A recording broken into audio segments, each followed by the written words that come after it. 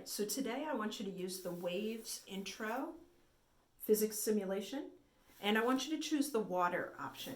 In the water option, you're going to be presented with a wave generator that is dropping water in a simulated tank. Here, allow me to just really quickly demonstrate what that looks like. Here's my screen. This is the most low-tech thing ever, and I can drop waves into a tank and watch them propagate.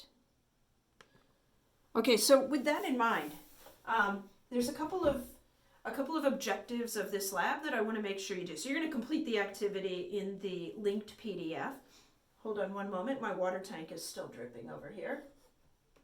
Okay, so there's a couple of terms that I want to make sure you fully understand, and for understanding them, you're going to want to experiment with the wave tank and the different settings.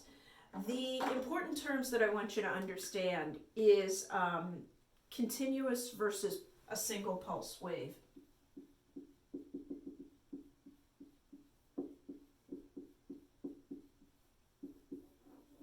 There's basically a couple of buttons in the interface that let you change between those two modes. Understand those terms because you're going to see them again.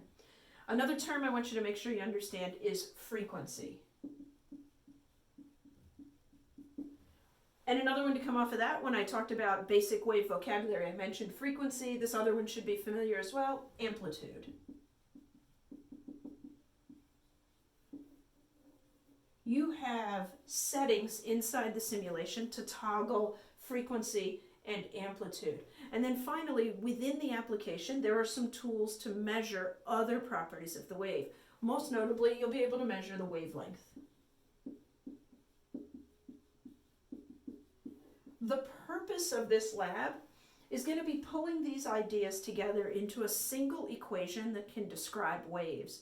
If you think about it, when we went back all the way at the beginning of the year to constant velocity motion, for constant velocity, we were able to describe the velocity of the object